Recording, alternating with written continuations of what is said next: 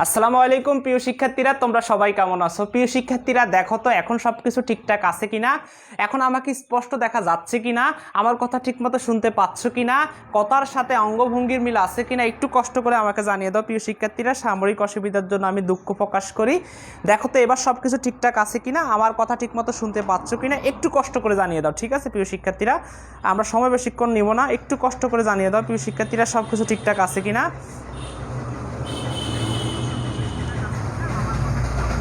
আচ্ছা, এখন ঠিক আছে সব কিছু?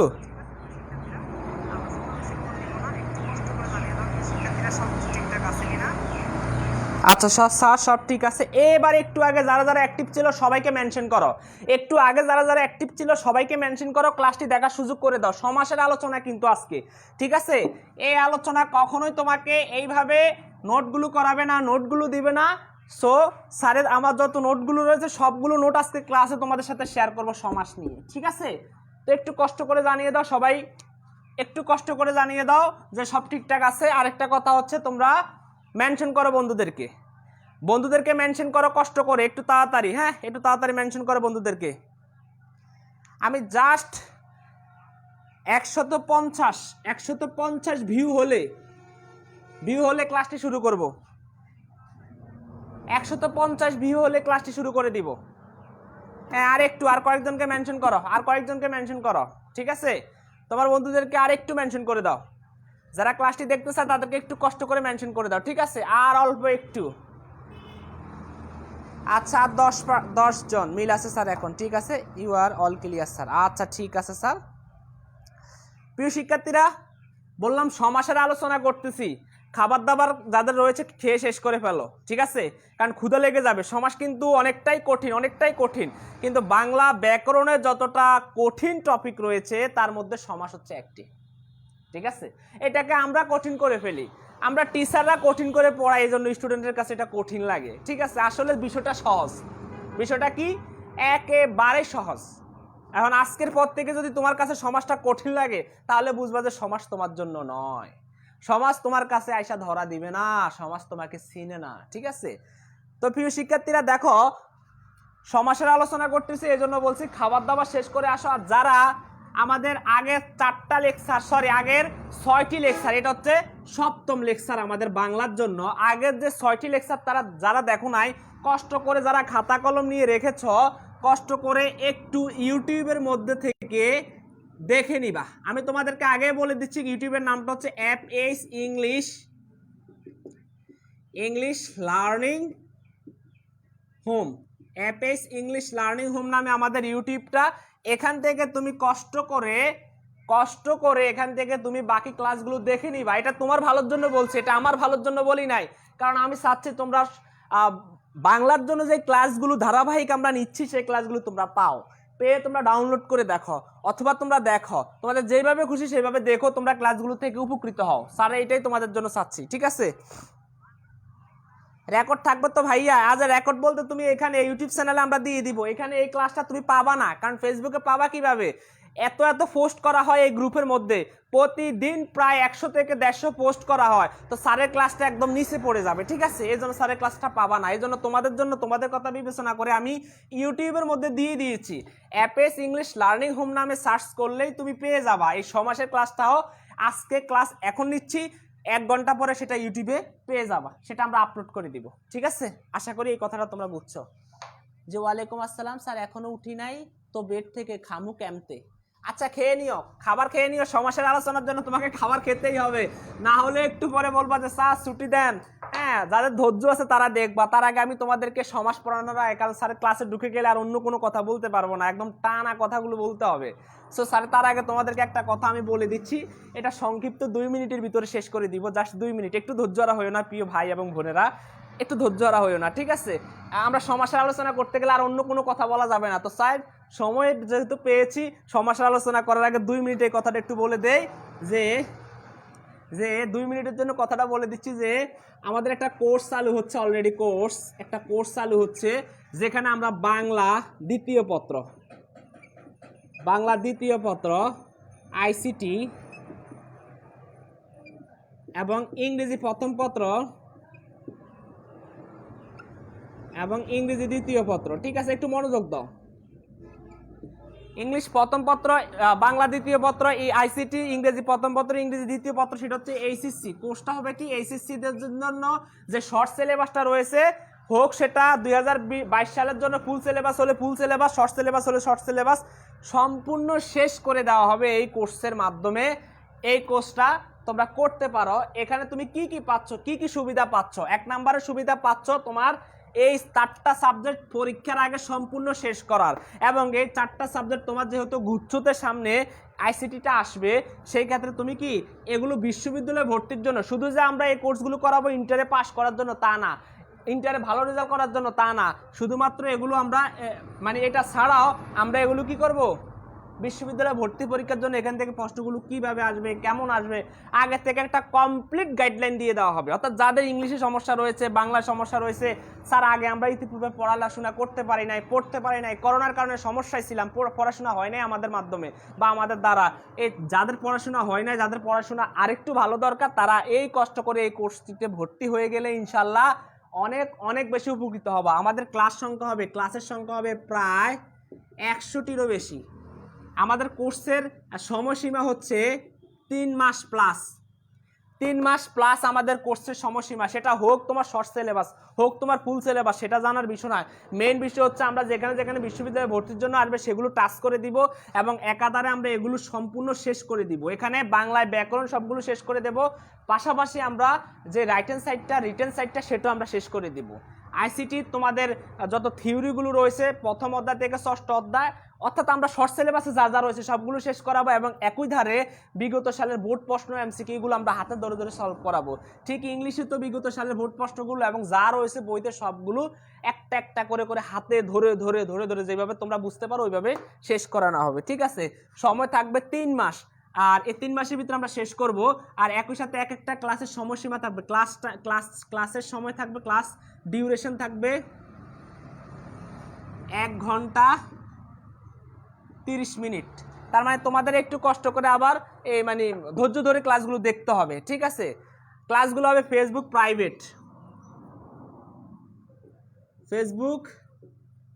প্রাইভেট গ্রুপে হবে। কিসে হবে স্যার? এই কথাটা বলে স্যার চলে যাচ্ছে সমাসে, কারণ এই কথাটা আর বলতে পারবো না। ঠিক আছে, কারণ সমাসের আলোচনা করতে গেলে অন্যান্য কথা বলা যায় না। ঠিক আছে, কারণ এখানে অনেক বেশি বিস্তারিত আলোচনা।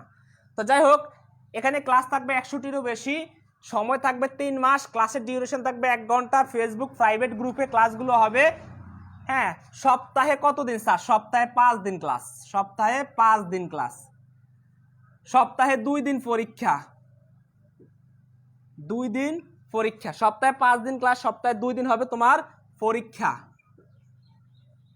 ঠিক আছে, ঠিক আছে স্যার। ক্লাসগুলো রেকর্ডেড থাকবে, সবগুলো ক্লাস আমরা লাইভ করার পরে এগুলো রেকর্ডেড থাকবে। ঠিক আছে, এগুলো রেকর্ড করা থাকবে। যাদের ব্যস্ত থাকো, অনেক কাজে ব্যস্ত থাকো, তারা পরও ক্লাসগুলো দেখে নিতে পারবা। তাহলে এই সম্পূর্ণ কোর্স ফি হচ্ছে মাত্র 600 টাকা। 3 মাসের জন্য তোমাকে কারো কাছে যেতে হবে না। বাংলার জন্য, বিশ্ববিদ্যালয়ে ভর্তির জন্য এই সুবর্ণ সুযোগ মানুষের জীবনে একবারই আসে, বারবার সুযোগগুলো আসে না। ঠিক আছে, সুযোগ তোমার কাছে এখন একবারই এসেছে ভিডিওর মাধ্যমে, ক্লাস করার মাধ্যমে। আশা করি এই সুযোগটা তোমরা লুপি নিবা। 600 টাকা দিয়ে এই 4টা সাবজেক্ট সম্পূর্ণ শেষ করে নিবা। সপ্তাহে 5 দিন ক্লাস হবে, সপ্তাহে 2 দিন পরীক্ষা হবে, ক্লাস হবে 100টিরও বেশি, সময় থাকবে 3 মাস, ক্লাসের ডিউরেশন থাকবে 1 ঘন্টা 30 মিনিট, আর ক্লাসগুলো হবে ফেসবুক লাইভ প্রাইভেট গ্রুপে। এই যে এখন যেভাবে ক্লাসগুলো নিচ্ছে ঠিক সেইভাবে হবে। সপ্তাহে 1 দিন আমাদের জুম কাউন্সিলিং হবে, অর্থাৎ এই সপ্তাহে তোমরা কি কি পড়া বুঝো নাই ওই দিন তোমরা কি প্রশ্ন করতে পারবা সরাসরি জুমের মাধ্যমে। আমরা জুম অ্যাপসের মাধ্যমে সময়গুলো নিবা। ঠিক আছে,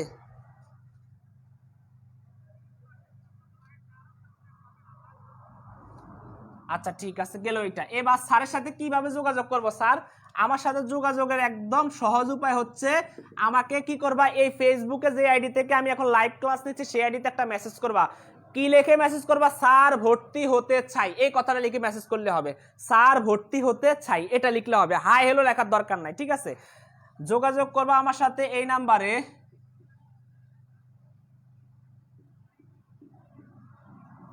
আমার সাথে যোগাযোগ করবা। যোগাযোগ করে তোমরা ইনশাল্লাহ ভর্তির ব্যাপারে কনফার্ম হয়ে যাবে। অলরেডি 4টা ক্লাস হয়ে গেছে, কোর্সটি শুরু হয়ে গেছে 25 তারিখ 26 তারিখ থেকে কোর্সটি আমাদের সরাসরি শুরু হয়ে গেছে। এই কোর্সটি 4টা ক্লাস অলরেডি হয়ে গেছে।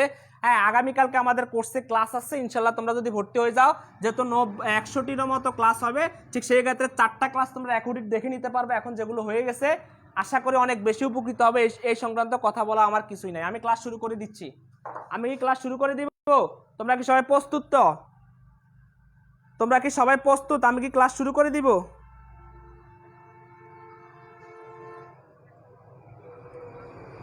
আচ্ছা স্যার, কি ক্লাস শুরু করে দিব? অলরেডি ক্লাস শুরু করে দিব? জি ওয়ালাইকুম সালাম স্যার, ক্লাস করান। আচ্ছা ঠিক আছে স্যার, আচ্ছা ঠিক আছে। জি স্যার, আচ্ছা ঠিক আছে স্যার, ক্লাস শুরু করে দিচ্ছি। আচ্ছা ঠিক আছে, আচ্ছা শুরু করেন স্যার। আচ্ছা, তো ঠিক আছে, এই নাম্বারে সরাসরি যোগাযোগ করবা অথবা আমাকে ইনবক্সে নক করবা কোর্সের ব্যাপারে জানতে চাইলে। স্যার এবার ক্লাস শুরু করে দেয়, মনোযোগ দিয়ে দেখো। আলোচনার বিষয় হচ্ছে সমাস। সমাস শব্দের অর্থ হচ্ছে সংক্ষেপ। আর কিছু জানার আছে? সমাস শব্দের অর্থ হচ্ছে সংক্ষেপ। তার মানে হচ্ছে একাধিক পদকে এক পদে নিয়ে আসার নামই হচ্ছে সমাস। এই কথাটা মনে হয় বুঝো নাই তোমরা। একাধিক পদের, আমি স্যার সংজ্ঞাটা দিয়ে দিচ্ছি, একাধিক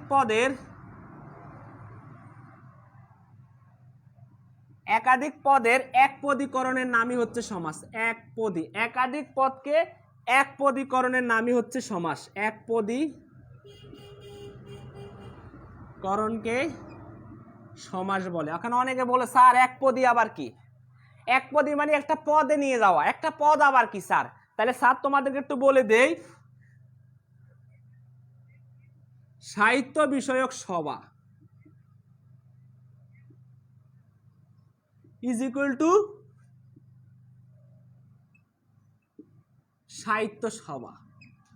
এখন এবার একটু খেয়াল করো তো, সরি এটা একসাথে হবে, সাহিত্য সভাটা একসাথে হবে।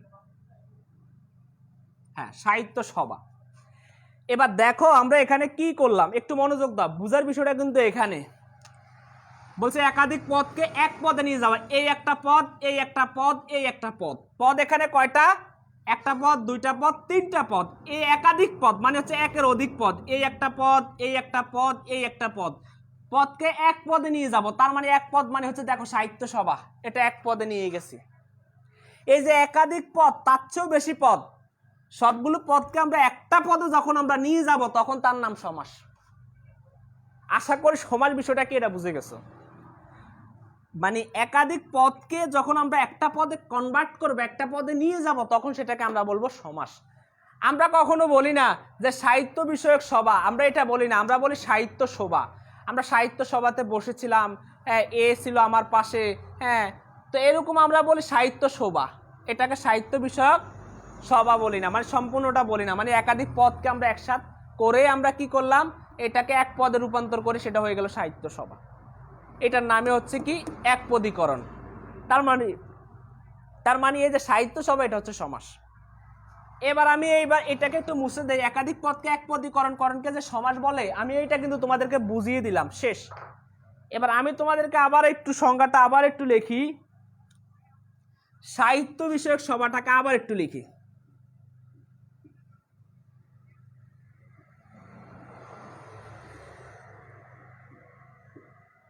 সাহিত্য বিষয়ক সভা, তার নাম হচ্ছে সাহিত্য সভা।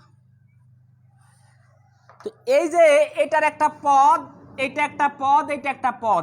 এই পদের যে শুরুর যে পদটা, এই শুরুর যে প্রথম যে পদ, তার নাম আমরা আদর করে বলি পূর্বপদ। কি বলি? পূর্বপদ। তাইলে এইটার নাম হচ্ছে পূর্বপদ।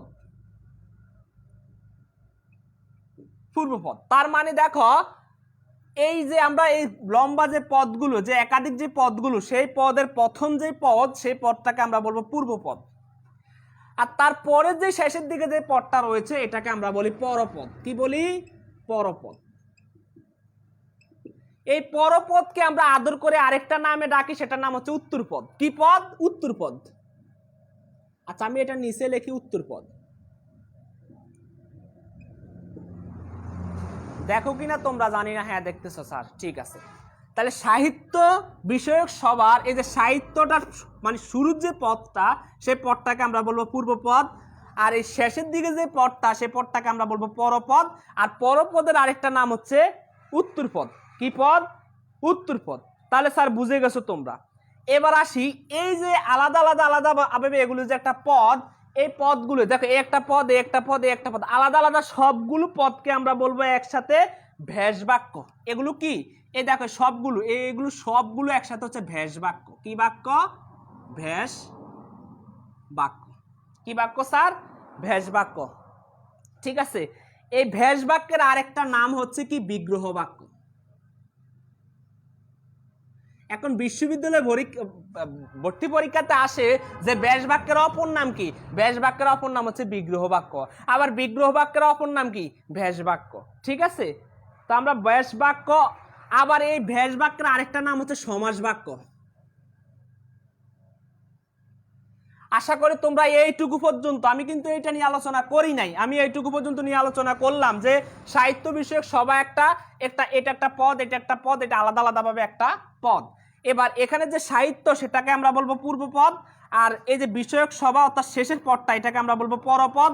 পরপদের আরেক নাম হচ্ছে উত্তরপদ। তোমার পরীক্ষাতে আসে, বিশ্ববিদ্যালয়ে ভর্তি পরীক্ষাতে আসে, পরপদের আরেক নাম কি? উত্তরপদ। ঠিক আছে, অর্থাৎ আবার বলে সাহিত্য বিষয়ক সভা, এখানে সভাটা কোন পদ? এটা অবশ্যই পরপদ এবং উত্তরপদ। ঠিক আছে, একাধারে এটা হচ্ছে পরপদ এবং একাধারে এটা হচ্ছে উত্তরপদ। তাইলে আর এই সমস্তটাকে একসাথে আমরা বলি সমাস বাক্য। এটা হচ্ছে একটা সমাস বাক্য। আর সমাস বাক্যের আরেক নাম হচ্ছে ভ্যাস বাক্য। ভ্যাস বাক্যের আরেক নাম হচ্ছে বিগ্রহ বাক্য। এই কনসেপ্টটা কি তোমরা ক্লিয়ার? এখান থেকে দেখো অনেকগুলো এমসিকিউ। সাহিত্য বিষয়ক সভা, এখানে সাহিত্যটা কোন পদ? পূর্বপদ।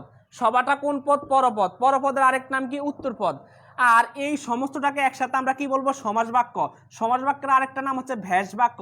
ভ্যাস বাক্যের আরেক নাম হচ্ছে বিগ্রহ বাক্য। আশা করি তোমাদের আর কোনো সমস্যা হবে না, আশা করি আর কোনো সমস্যা হবে না। এইবার স্যারে উপরেরটা কিন্তু মুছে দিলাম, উপরেরটা মুছে দিলাম, উপরেরটা মুছে দিয়ে এই যে এটাকে সমাস বাক্য বলবো, ভ্যাস বাক্য বলবো, বিগ্রহ বাক্য বলবো, এগুলো সবগুলো সমন্বয় এটাকে আরেকটা নামে ডাকা হয়। এগুলো সবগুলো সমন্বয় এটাকে আরেকটা নামে ডাকা হয়, তার নাম হচ্ছে সমস্যামান পদ। সমস্যামান পদ। সমস্যামান পদ। সমস্যামান পদ অর্থাৎ সমাসের সমান পদ। কিসের পদ? সমাসের সমান পদ। এইগুলো সাহিত্য বিষয় সবার, তাহলে এই সমস্তটার একসাথে আমরা বলবো সমস্যামান পদ। আর এই সাহিত্য বিষয় সবার একটা নাম হচ্ছে সমাস বাক্য, আর সমাস বাক্যের আরেকটা নাম হচ্ছে ভ্যাস বাক্য, ভ্যাস বাক্যের আরেকটা নাম হচ্ছে বিগ্রহ বাক্য। আর তাহলে বলবে যে সমাস বাক্যের প্রথম পদটাকে, এই দেখো এটার নাম যেহেতু সমাস বাক্য, এই সমস্যাটার নাম যেহেতু সমাস বাক্য, ভ্যাস বাক্য, বিগ্রহ বাক্য, বলবে সমাস বাক্যের প্রথম পদের নাম কি? পূর্বপদ। সমাস বাক্যের শেষ পদের নাম কি? পরপদ। পরপদের আরেক নাম কি? উত্তরপদ। ঠিক আছে, আবার বিগ্রহ বাক্যের আরেক নাম কি? ভ্যাস বাক্য। ভ্যাস বাক্যের আরেক নাম কি? সমাস বাক্য। সমাস বাক্য, বিগ্রহ বাক্য, ভ্যাস বাক্য, এগুলোকে মানে এগুলো সবগুলো মিলিয়ে সমন্বয় হয় সমস্যামান পদ। আর সাহিত্য বিষয় সব একটা কি? সমস্যামান পদ। এই জটিল সমীকরণটা কারা কারা বুঝো না একটু আবার একটু বলো আমাকে। জটিল সমীকরণটা কারা কারা বুঝো নাই আবার একটু কষ্ট করে আমাকে বলো। না বুঝে স্যারকে প্রশ্ন করো। ঠিক আছে, না বুঝে স্যারকে প্রশ্ন করো। এইটা এই পর্যন্ত কারা কারা বুঝো না একটু কষ্ট করে আমাকে জানিয়ে দাও। বুঝছি স্যার।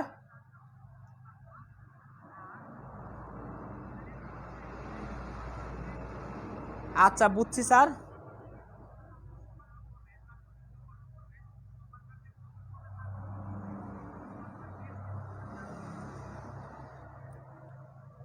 আচ্ছা ঠিক আছে স্যার। আচ্ছা বুঝে গেছো তোমরা? হ্যাঁ আচ্ছা ঠিক আছে, আশা করি বুঝলে তো ভালো কথা। এবার স্যারে সরাসরি প্রয়োগে চলে যাব। স্যারে সরাসরি কোথায় চলে যাবে? এবার স্যারে প্রয়োগে চলে যাব ইনশাল্লাহ। এবার আমরা তোমাদেরকে কয়েকটা বিশ্ববিদ্যালয় ভর্তির জন্য কয়েকটা বিষয় আমি তোমাদেরকে আরো কয়েকটা একটু বলে দেই, কয়েকটা প্রশ্ন তোমাদেরকে একটু বলে দেই। সেটা হচ্ছে এক নম্বরে আমরা কিছু প্রশ্ন বলে দিচ্ছি, সেটা হচ্ছে যেমন পূর্বপদ এবং পরপদ। এই দেখো পূর্বপদ এবং পরপদ মিলে কি হয়? সমস্যমান পদ। পূর্বপদ ও পরপদ, পরপদ মিলে পূর্বপদ এবং পরপদ মিলে কি হয়? সমস্ত পদ। তাহলে স্যার সমস্যমান পদে যে পূর্বপদ এবং পরপদ মিলে আমরা যে পদ পাবো সেটার নাম হচ্ছে সমস্যমান সমস্ত পদ। অর্থাৎ এই যে সাহিত্য বিষয়ক সভা, এটার নাম হচ্ছে সমস্ত পদ। এটার নাম কি স্যার? সমস্ত পদ। এই যে সাহিত্য বিষয়ক সভা, এটার নাম কি? সমস্ত পদ। আর সমস্ত পদের আরেকটা নাম হচ্ছে সমাসবদ্ধ পদ। সমাসবদ্ধ পদ। তাহলে দেখো তো সাহিত্য সভা এটার নাম হচ্ছে সমাসবদ্ধ পদ, আর সাহিত্য সভার এই সাহিত্য সভা এটা যে হয়েছে সমাসবদ্ধ পদের আরেকটা নাম হচ্ছে সমস্ত পদ। তাহলে সমস্ত পদের আরেকটা নাম হচ্ছে সমাসবদ্ধ পদ, সমাসবদ্ধ পদের আরেকটা নাম হচ্ছে সমস্ত পদ, অর্থাৎ এগুলো সমন্বয় যে পদটা আসবে সেটার নাম হচ্ছে সমস্ত পদ। ঠিক আছে, তাহলে আমরা কি লিখলাম পূর্বপদ এবং পরপদ মিলে, তাহলে সাহিত্য বিষয় সবাই পূর্বপদ এবং পরপদ মিলে যেই পদ হবে সেটার নাম হবে সমস্ত পদ। ঠিক আছে, আশা করি এইটুকু পর্যন্ত তোমরা বুঝছো। স্যার আরো কিছু তোমাদেরকে বলে দেয় বিশ্ববিদ্যালয়ে ভর্তির জন্য যা যা তোমাদের দরকার। ঠিক আছে, আবার সমস্ত পদকে ভাঙলে যে বাক্যাংশ পাওয়া যায় তাকে ভেষ বাক্য বলে। এখন দেখো সমস্ত পদকে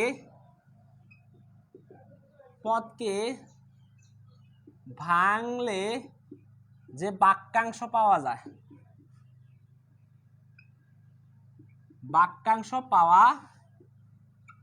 তাকে কি বলবো আমরা? ভেষ বাক্য, অথবা তার আরেকটা নাম হচ্ছে বিগ্রহ বাক্য।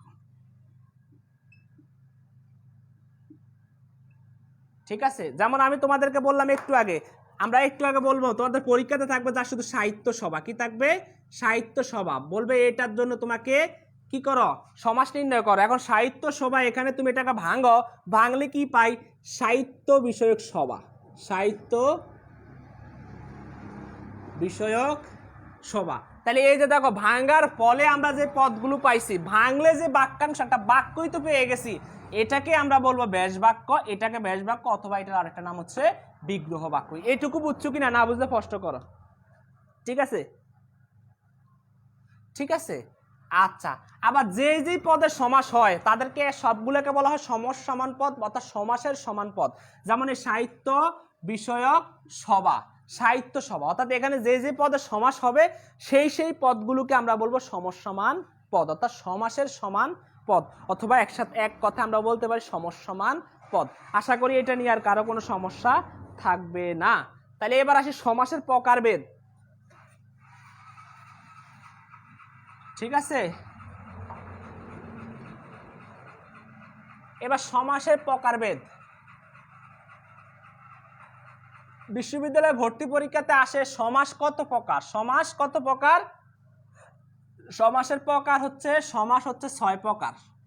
সমাস 6 প্রকার, এই কথাই আসবে পরীক্ষাতে। এখন বৈশিষ্ট্য অনুসারে সমাস হচ্ছে 4 প্রকার। তারপর সমাস কত প্রকার? 4 প্রকার। হ্যাঁ, যদি বলে যে পরীক্ষাতে সমাসের তোমার সমাস মূলত কত প্রকার, তারপরে তোমার মূলত বলুক, যেইভাবে বলুক, সমাস হচ্ছে 6 প্রকার, বৈশিষ্ট্য অনুসারে সমাস হচ্ছে 4 প্রকার। ঠিক আছে। আচ্ছা, তোমরা আমার কথা বুঝতে পারো কিনা আমি তো এটা জানি না, যে আমার কথাগুলো তোমরা শুনতে পাও কিনা, বুঝো কিনা, ক্লাসটা বুঝতে পারো কিনা, স্যার তো এটা জানি না।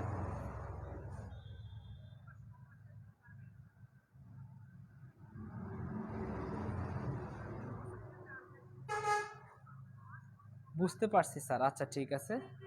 আচ্ছা, আমার কথা বুঝো কিনা, আমি যে পড়াই এগুলো তোমরা বুঝতে পারো কিনা, এটা হচ্ছে মেইন সমস্যা। বুঝতে পারো কিনা? জি স্যার, বুঝতে পারি। আচ্ছা ঠিক আছে স্যার, বুঝতে পারি, বুঝি স্যার। আচ্ছা ঠিক আছে, আচ্ছা আলহামদুলিল্লাহ শুনতে পাচ্ছি স্যার। ঠিক আছে, থ্যাংক ইউ, অনেক অনেক ধন্যবাদ তোমাদেরকে। আচ্ছা ঠিক আছে, সব ক্লিয়ার। এবার একটু মনোযোগ দাও। সমাস কয় প্রকার? 6 প্রকার। তো আমরা অনেক ক্ষেত্রে এটারে অনেকভাবে বলি যে সমাস কত প্রকার, সমাস কত প্রকার। আমরা অনেক ক্ষেত্রে এটাকে বলে ফেলি। ঠিক আছে, সমাস হচ্ছে কত প্রকার? সমাস হচ্ছে মূলত কত প্রকার? 6 প্রকার। সমাস কত প্রকার? 6 প্রকার। আমরা এইভাবে সমাসগুলোকে সবসময় নির্ণয় করি। ঠিক আছে, তো যাই হোক, স্যার তোমাদেরকে সমাসের প্রকারভেদগুলো দেখাই দিচ্ছি। সমাসের প্রকারভেদগুলো মনে রাখার জন্য আগে তোমাদেরকে যেটা মনে রাখতে হবে, দিক অত, ঠিক আছে, বদ-দোয়া, দিক অত বদ-দোয়া। এখন এইভাবে আমরা মনে রাখতে পারি, এই দিতে দ্বিগু, দিতে কি? দ্বিগু সমাস। আমরা এইভাবে মনে রাখতে পারি, দিতে দ্বিগু সমাস। আবার এই কতে কর্মধারয় সমাস। স্যার যেইভাবে তোমাদেরকে, আমি যেভাবে নোট করছি ঠিক সেইভাবে তোমাদেরকে শেখাচ্ছি মনে রাখার জন্য। স্যারেরা অনেক ক্ষেত্রে ভুলে যায়, আমিও তো মানুষ, ভুলে তো আমারও বৈশিষ্ট্য হতে পারে। ঠিক আছে, তারপরে আমরা যেটা পাবো তার নাম হচ্ছে, দেখো, অতে অবহিভাব সমাস।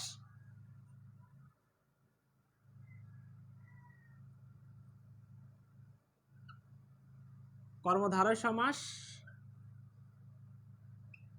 অতে হ্যাঁ অব্যয়ী, ঠিক আছে অব্যয়ী, ঠিক আছে অব্যয়ী ভাব সমাস। আর এই যে ততে তৎপুরুষ সমাস,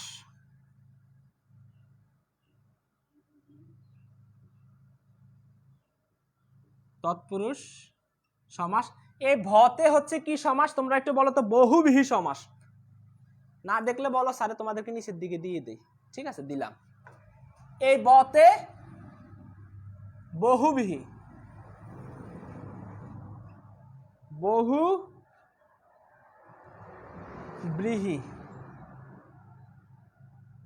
সমাস। আর এই যে ধতে, ধতে হচ্ছে দ্বন্দ্ব সমাস।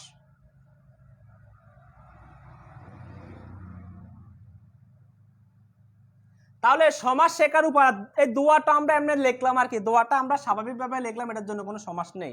তাহলে দ্বিগত বদ্দোয়া, দ্বিগত বদ্দোয়া মনে রাখো, দ্বিগত বদ্দোয়া, দ্বিগত বদ্দোয়া কিভাবে পড়বা? দ্বিগত বদ্দোয়া, দিতে দ্বিগু, দিতে দ্বিগু, কতে কর্ম দ্বারায়, ততে অতে অবয়ভাব, ততে তৎপুরুষ, বতে বহুব্রীহি, দতে দ্বন্দ্ব। সুরে সুরে না শিখিলে হয়ে যাবে দ্বন্দ্ব, ঠিক আছে? সুরে সুরে শিখতে হবে, মক্তবের মতো করে শিখতে হবে, তা না হলে জিন্দিগি এগুলো মনে রাখাটা তোমাদের জন্য কঠিন ব্যাপার হয়ে যাবে, মনে রাখতে পারবা না। সারা বছরে তো শেখাইছে স্যারেরা, স্কুল কলেজের স্যারেরা সারা বছর এগুলো শেখায়, তারপরেও কেন মনে রাখতে পারে না? তারপরেও সমাসের কথা আসলেই কত প্রকার বিপদে পড়ে যায়। এই জন্য মনে রাখো, সুরে সুরে মক্তবে যেভাবে পড়ছো, আমার কোর্সে যারা ভর্তি হয়েছে ইনশাল্লাহ 600 টাকা দিয়ে তাদের 6 কোটি টাকা সমান তারা অনেক বেশি তারা উপকৃত হয়েছে, ঠিক আছে? অনেকে হয়তো চিন্তা করে 600 টাকা মাগো কত টাকা, কিন্তু তুমি এইটা প্রতিষ্ঠান খোলার পরে এগুলোর জন্য যে কত দৌড়াদৌড়ি করতে হবে শিক্ষকদের কাছে তার কোনো অন্ত নাই। আগে তুমি শিখে রাখো, এখন করো না। কারোর জন্য আশীর্বাদ, কারোর জন্য অভিশাপ। আশীর্বাদ কাদের জন্য? যাদের প্রিপারেশন খারাপ, তাদের প্রিপারেশন নেওয়ার জন্য, তারা ইচ্ছা মতো প্রিপারেশন নিতে পারবে, এদের জন্য আশীর্বাদ। আর অভিশাপ কাদের জন্য? যাদের প্রিপারেশন ভালো কিন্তু পরীক্ষা হচ্ছে না, তাদের জন্য অভিশাপ। তাহলে তোমাদের জন্য যদি আশীর্বাদ হয়ে থাকে, তাহলে এই সময়টা করোনার মধ্যে এই 3 মাস কাজে লাগিয়ে ফেলো। বিশ্ববিদ্যালয়ে ভর্তির জন্য, বাংলার জন্য যা যা প্রয়োজন হয়, অন্যান্য সাবজেক্টের জন্য যা যা প্রয়োজন হয়, এই কোর্সের মাধ্যমে তোমরা সবকিছু পেয়ে যাবে ইনশাল্লাহ। তাহলে আশা করি এখানে কোনো সমস্যা নেই। আর কারো কোনো প্রশ্ন আছে? এখানে প্রশ্ন থাকলে করতে পারো, ঠিক আছে? আমরা মক্তবের মতো করে পড়াই, আমার কোর্সে এইভাবে চলে। আমরা যা পড়াবো একদম মুখস্থ করে দিব। আমার ক্লাসের পরে আর কিসের? ক্লাসের পরে তোমার আর কোনো পড়া নাই, জাস্ট এই নোটগুলো আমি যে পিডিএফটা দিয়ে দেবে, পিডিএফগুলো এই তো, আর কি, জাস্ট একটু দেখবা, আর কিছু না, ঠিক আছে?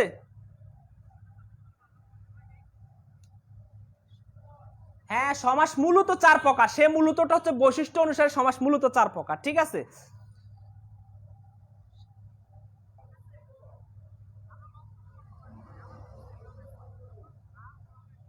ঠিক আছে স্যার।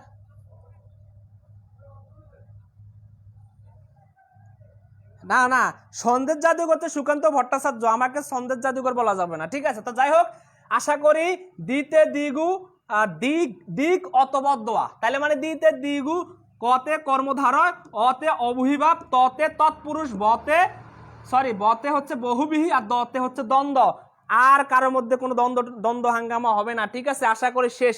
এইবার স্যারে আলোচনা করব একদম শেষেরটা, দ্বন্দ্ব সমাস নিয়ে আজকে প্রথমে আলোচনা করব তোমাদের সাথে, কারণ এই সমাসটা মূলত বুঝতে হবে তোমাদেরকে, দ্বন্দ্ব সমাস, ঠিক আছে? তবে বিশ্ববিদ্যালয়ে ভর্তি পরীক্ষার জন্য আরেকটা আসে, বৈশিষ্ট্য অনুসারে সমাস হচ্ছে 4 প্রকার।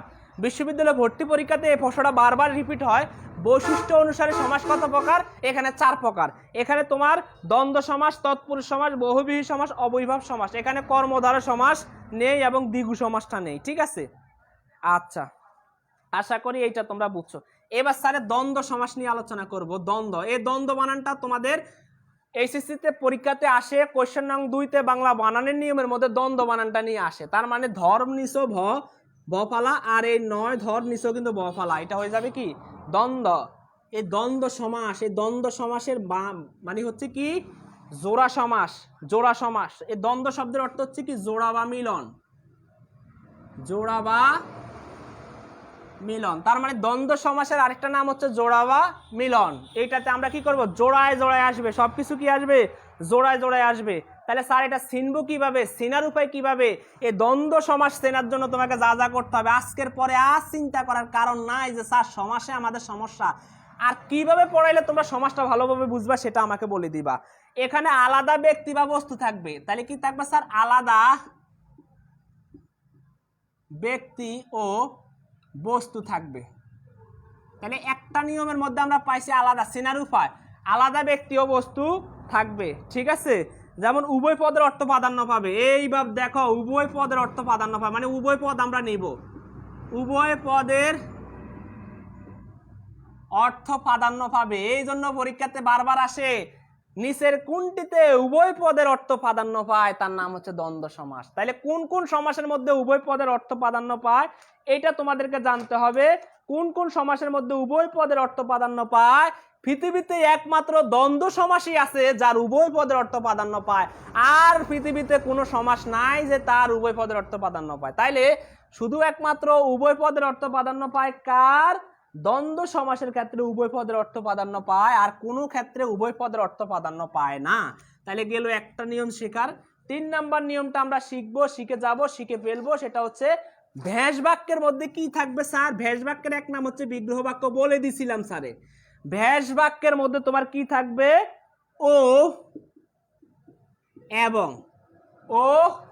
এবং আর, এই তিনটার যে কোনো একটা থাকবে। কি থাকবে? ও এবং আর। তাহলে ভ্যাস বাক্যের মধ্যে কি থাকবে? তিনটার যে কোনো একটা থাকবে, ও এবং আর। তাহলে এখন তোমাদেরকে আমি যদি বলি পরীক্ষাতে আসলো মা বাবা, এখন বলবে মা বাবা কোন সমাস?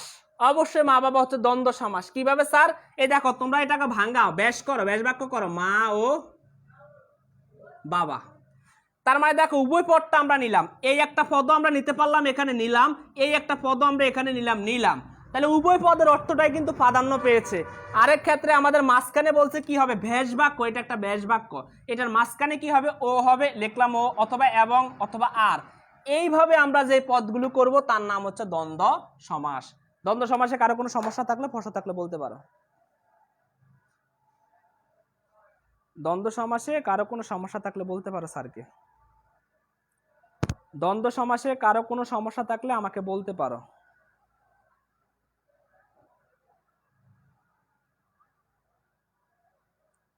দ্বন্দ্ব সমাসে কারো কোনো, স্যার বুঝছি স্যার, ভর্তি হব স্যার। আচ্ছা ভর্তি হব স্যার, আপনার কোর্সে কিস্তির মাধ্যমে ভর্তি হওয়ার সুযোগ আছে।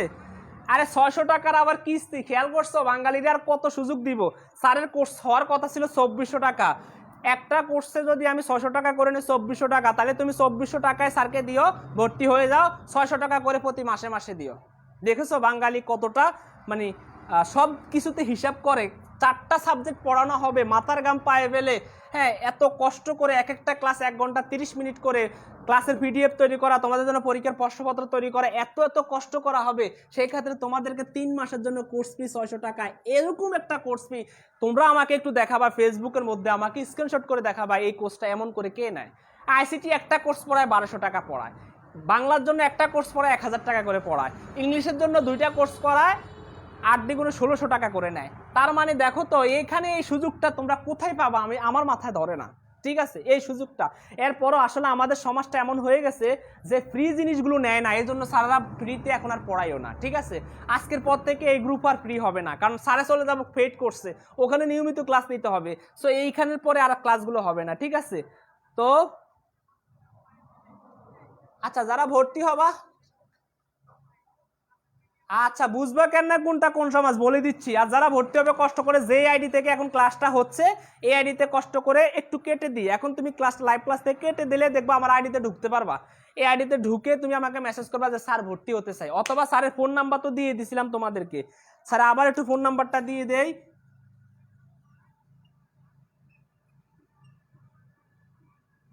এই যে একটা ফোন নাম্বার, এই ফোন নাম্বারে তুমি কষ্ট করে আমাকে নক করবা, নক করলে ইনশাল্লাহ আমি তোমাকে ভর্তির ব্যাপারে বিস্তারিত বলে দিব, ভর্তি করিয়ে নিব, ঠিক আছে। এই সুযোগটা হাতছাড়া করবা না, সবসময় সুযোগ আসে না, সুযোগ সবসময় একবারই আসে, সুযোগটা লুফে নিবা, ঠিক আছে।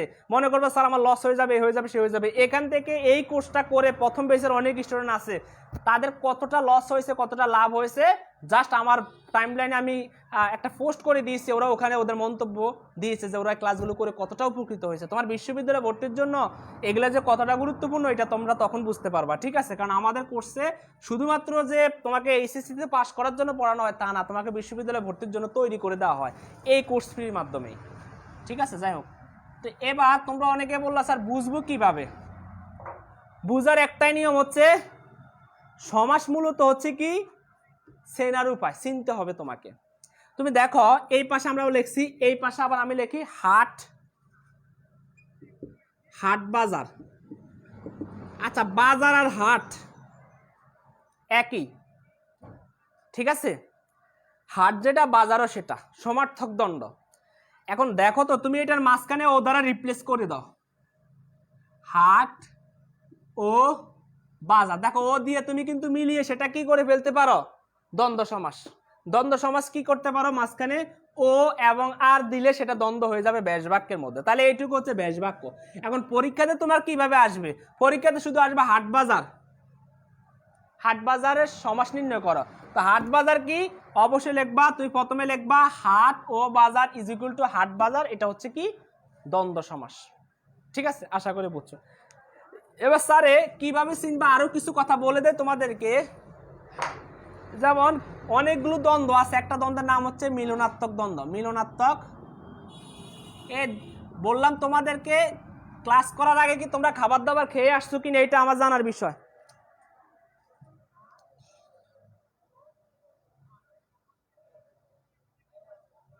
ঠিক আছে, ভর্তি হলে কষ্ট করে আমার আইডিতে মেসেজ করবে, এত কিছু বলার দরকার নেই, ফোন নাম্বার দিয়ে দিছি, এই ফোন নাম্বারে কষ্ট করে কল দিবা। তো যাই হোক, মিলনাত্মক দ্বন্দ্ব, কিছু দ্বন্দ্ব আছে মিলনাত্মক দ্বন্দ্ব, এগুলো শুধু মিলবে, একটার সাথে একটা মিলবে, মানে পূর্বপদের সাথে পরপদ মিলে যাবে। পূর্বপদের সাথে পরপদ কি হবে, মিলে যাবে। যেমন ভাই ও বোন ইজ ইকুয়াল টু ভাই বোন। দেখো তো ভাই বোন হচ্ছে কি, আমরা এখানে যদি এটা চিহ্নটা নাও দেয় তাও হবে ভাই বোন। এখন খেয়াল করো ভাই এবং বোন, এই যে ও দিয়েছি এখানের মধ্যে, এটা হচ্ছে মিলনাত্মক দ্বন্দ্ব। ভাই এবং বোনের মধ্যে কি আছে, মিল রয়েছে, এটা হচ্ছে মিলনাত্মক দ্বন্দ্ব। যেমন আমরা বলতে পারি পিতা ও মাতা,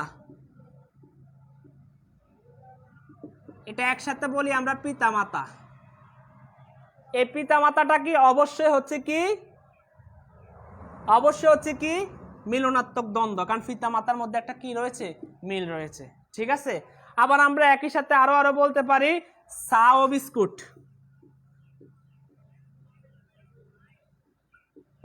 চা ও বিস্কুটের মধ্যে কি রয়েছে, মিল রয়েছে, তখন আমরা এটাকে বলতে পারি চা বিস্কুট, ঠিক আছে? আমরা বলতে পারি মাসি ও পিসি।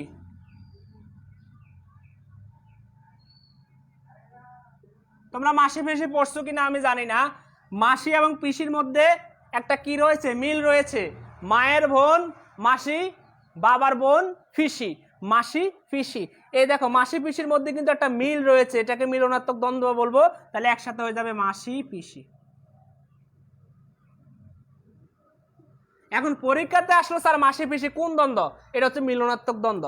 বলবো মাসি পিসি কি, এটা একটা দ্বন্দ্ব সমাস। পিতামাতা কি, দ্বন্দ্ব সমাস, কারণ উভয় পদের অর্থ প্রাধান্য পায়, উভয় পদ, একমাত্র শুধুমাত্র দ্বন্দ্ব সমাসে উভয় পদের অর্থ প্রাধান্য পাবে, ঠিক আছে? জি স্যার পড়ছি, মাসি পিসি। আবার তুমি লিখতে পারো কি, আর কি কি আর জানার দরকার নাই, গেল মিলনাত্মক দ্বন্দ্ব। এবার মিলনাত্মক দ্বন্দ্বের জায়গার মধ্যে আমরা লিখবো বিরোধাত্মক দ্বন্দ্ব, এটাতে শুধু বিরোধ হবে, আর দ্বন্দ্ব কিন্তু এটা বিরোধাত্মক দ্বন্দ্ব হবে, বিরোধাত্মক দ্বন্দ্ব, ঠিক আছে? বিরোধাত্মক দ্বন্দ্ব। এবার বিরোধাত্মক দ্বন্দ্ব বলতে আমরা বলতে পারি দা ও কুমড়া, একসাথে হচ্ছে দা কুমড়া। এই দা কুমড়ার মধ্যে কিন্তু এক ধরনের দ্বন্দ্ব রয়েছে, কি রয়েছে, দা দিয়ে কি কুমড়া কাটো, এটার মধ্যে দার সাথে কুমড়া, তাহলে এটা দ্বন্দ্ব। তাহলে দা ও কুমড়া হচ্ছে কি, এটা হচ্ছে বিরোধাত্মক দ্বন্দ্ব। তোমাদেরকে আরো সারি লিখে দিচ্ছি, অহিনুকুল, ওহি ও নকুল, তার মানে হচ্ছে অহিনুকুল। অহিনুকুলটা হচ্ছে কি বিরোধাত্মক দ্বন্দ্ব, ঠিক আছে। আরো আসতে পারে তোমাদের স্বর্গ ও নরক, একটা স্বর্গ একটা নরক, একটা জান্নাত একটা জাহান্নাম, একটা বেহেশত একটা হচ্ছে জাহান্নাম, ঠিক আছে, খেয়াল করতে হবে। তো স্বর্গ যেটা নরক তো আর সেটা না, এটার মধ্যে কি একটা বিরোধ রয়েছে, মানে স্বর্গ আলাদা নরক আলাদা, তাহলে সেখানের মধ্যে আমরা বলবো স্যার এটা হচ্ছে কি, এটা হচ্ছে তোমার কোন ধরনের বিরোধাত্মক দ্বন্দ্ব, স্বর্গ নরক, ঠিক আছে। এখন পরীক্ষাতে আসবে স্বর্গ নরকের ভেষবাক্য কি, স্বর্গ নরক আলাদা আলাদা বিষয়, ঠিক আছে, বাবা আলাদা মা আলাদা কিন্তু এদের মধ্যে মিল আছে, এটা হচ্ছে মিলনাত্মক দ্বন্দ্ব। আবার বিরোধাত্মক দ্বন্দ্ব হচ্ছে দা আলাদা কোমরা আলাদা কিন্তু এদেরকে যখন আমরা কাটতে যাই তাদের মধ্যে একটা বিরোধ সৃষ্টি হয়, দা কোমরা। ঠিক স্বর্গ এবং নরক, স্বর্গ আলাদা নরক আলাদা কিন্তু এদের মধ্যে কি বিস্তর পার্থক্য রয়েছে, তাহলে সেটাকে আমরা বলবো স্যার আমাদের এই গ্রুপে আর ক্লাস হবে না, ঠিক আছে। আমাদের যেই ক্লাসগুলো হবে সেগুলো পেইড করতে হবে আগামীকাল থেকে নিয়মিত। স্যার আর এই গ্রুপের ক্লাস নিব না, এই আজকে সুযোগ পাইলাম ফ্রি হইলাম বলে এই ক্লাসটা নিলাম। এই ক্লাসের দ্বিতীয় ক্লাসটা পাবা তোমরা পেইড কোর্সে ভর্তি হয়ে গেলে ইনশাল্লাহ, এই ক্লাসটার দ্বিতীয় ক্লাসটা আর এখানে পাবা না। যাই হোক, তো দেখো স্বর্গ এবং নরক, তারপর আমরা আরো বলতে পারি, আমাদের যত কিছু বলা হয় তোমরা আরো থাকলে সেগুলো বলবা, কোন কোন সমাস তোমরা জানো সেগুলো একটু আমাকে বলে দিবা ইনশাল্লাহ, ঠিক আছে।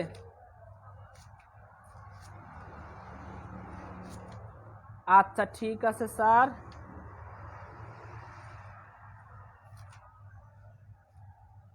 আচ্ছা তাহলে স্যার গেল বিরোধাত্মক দ্বন্দ্ব। এবার বিরোধাত্মক দ্বন্দ্ব যদি শেষ হয় তাহলে স্যার আরেকটা দ্বন্দ্বের নাম আবিষ্কার করব, সেটার নাম হচ্ছে সমার্থক দ্বন্দ্ব।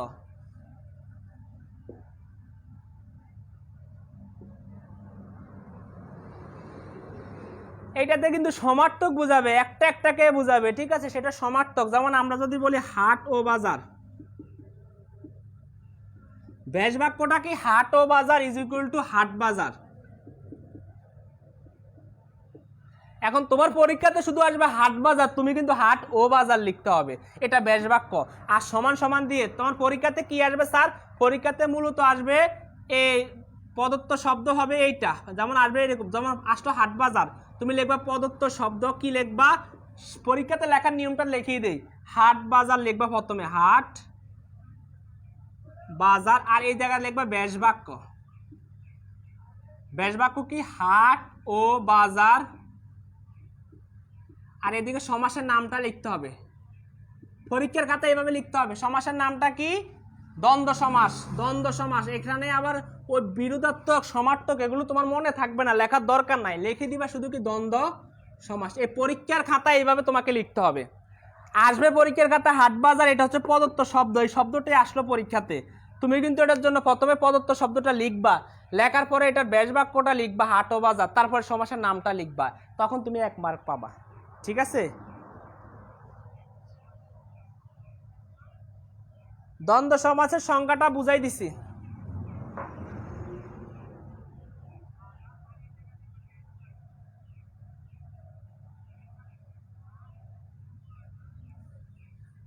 ঠিক আছে, গেল এই দ্বন্দ্ব সমাস, সরি সমার্থক। এবং আরো বলতে পারি ঘর ও দুয়ার,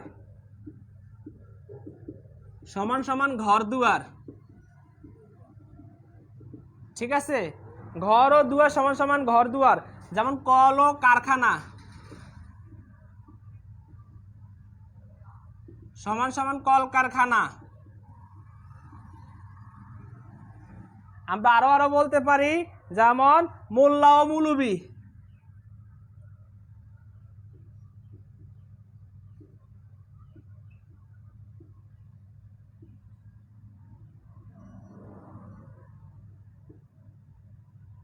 মোল্লা মৌলবি। তাহলে এগুলো সবগুলো হচ্ছে কি সমার্থক, মোল্লার সাথে মৌলবি এটা একই, কলের সাথে কারখানা একই, ঘরের লগে দুয়ার একই, তাইলে এগুলো সবগুলো হচ্ছে ঘর দুয়ার কোন সমাস, পরীক্ষাতে আসবে দ্বন্দ্ব সমাস। কলকারখানা কোন সমাস, দ্বন্দ্ব সমাস। এগুলো বিশ্ববিদ্যালয়ে ভর্তি পরীক্ষাতে আসবে মোল্লা মৌলবি কোন সমাস, অবশ্যই কি দ্বন্দ্ব সমাস। না বুঝলে প্রশ্ন করো।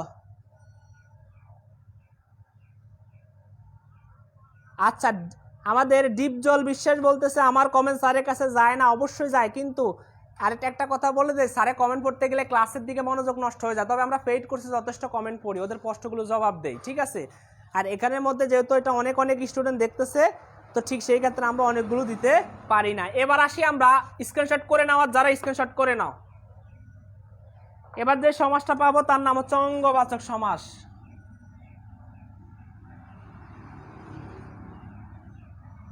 অঙ্গবাচক সমাস। তাহলে দেখো অঙ্গবাচক মানে হচ্ছে যেমন হাত ও পা, হাত পা, ঠিক আছে, হাত ও পা, বুক ও পিঠ, বুক পিঠ, নাক ও কান, যেমন আমরা বলি হাত ও পা ইজ ইকুয়াল টু হাত পা। আমরা বলি নাক ও কান, নাক কান। আমরা একই সাথে বলি কি বলি, বুক ও পিঠ,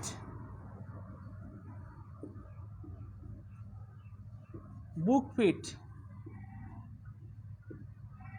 এগুলো সবগুলো হচ্ছে কি স্যার, সবগুলো হচ্ছে অঙ্গবাচক। দেখো এখানে হাত একটা অঙ্গ, পা একটা অঙ্গ, নাক একটা অঙ্গ, কান একটা অঙ্গ, বুক একটা অঙ্গ, পিঠ একটা অঙ্গ। খেয়াল করছেন, উভয় পদ আমি নিছি, এই পদও নিছি, এই পদ, এই পদ, এই পদ, এই উভয় পদ মিলে যে পদ হবে এটাই হচ্ছে সমাসবদ্ধ পদ অথবা সমস্ত পদ, ঠিক আছে।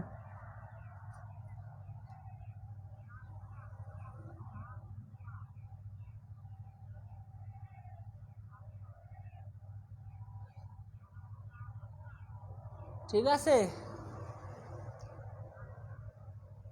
আচ্ছা ঠিক আছে স্যার।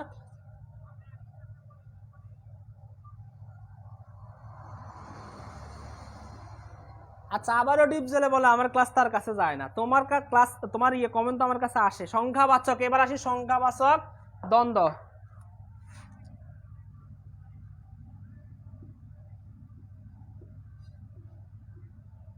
কিছু কিছু দ্বন্দ্ব আছে সেগুলো সংখ্যাবাচক, সংখ্যা যত হবে সেগুলো কিন্তু দ্বিগু, কিন্তু এখানে উভয় পদে সংখ্যা হবে, উভয় পদে কি হবে, সংখ্যা হবে। আমরা জানি সংখ্যা হলে সেটা কি হয়, যেমন চৌরাস্তা, চার রাস্তার সমাহার, সেটা দ্বিগু সমাস, সেটা আমরা জানি।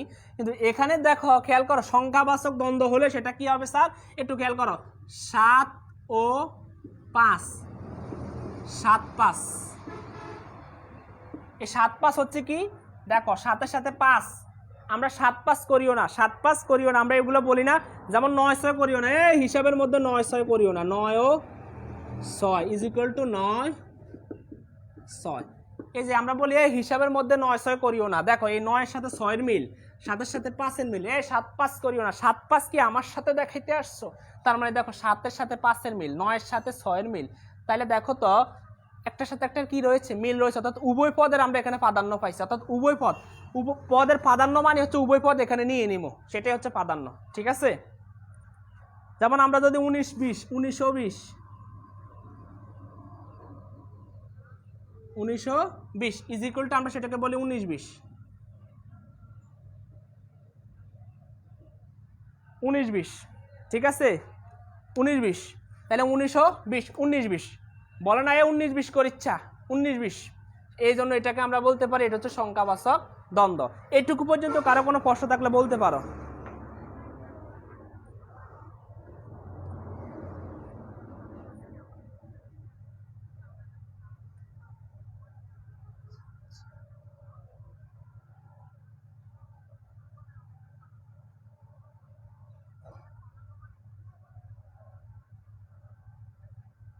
আচ্ছা ঠিক আছে, আর তোমাদেরকে একটা বলতেছি, তোমরা একটা কাজ করবা কি, ক্লাসটা করার জন্য বলছি খাবার দাবার খেয়ে আসবা ঠিক মতো, খাইছো কিনা আল্লাহ জানে।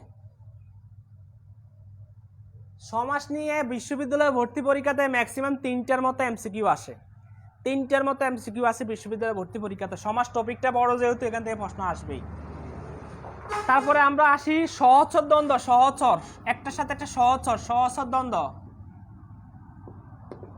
এই সহচর দ্বন্দ্ব থেকে বিগত সালে বিশ্ববিদ্যালয়ে প্রশ্ন এসেছিল, সহচর দ্বন্দ্ব।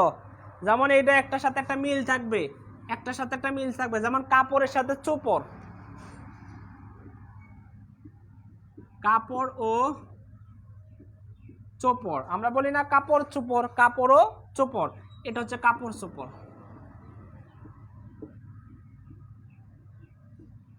এই কাপড় চোপড়টা হচ্ছে কোন দ্বন্দ্ব, এটা অবশ্যই হচ্ছে সহচর দ্বন্দ্ব, মানে একটার সাথে একটা সহচর। যেমন আমরা পোকার সাথে মাকড়, আমরা এগুলো বলে ফেলি, পোকার সাথে মাকড়, পোকা ও মাকড় সমান সমান হয়ে যায় কি, পোকা মাকড়। আমরা একই সাথে বলে ফেলি যে দয়া ও মায়া, দয়ার সাথে সহচর কি, মায়া। এগুলো হচ্ছে সহচর দ্বন্দ্ব, এগুলো আমরা বলি। দয়ার সাথে মায়া বলে না, দয়ার লাই মায়া কান্দে, একটার সাথে আরেকটা, ঠিক আছে? না বুঝলে প্রশ্ন করতে পারো, না বুঝলে প্রশ্ন করতে পারো। তার মানে এরা বুঝে গেছে, এরা বুঝে গেছে, বুঝছো কি না?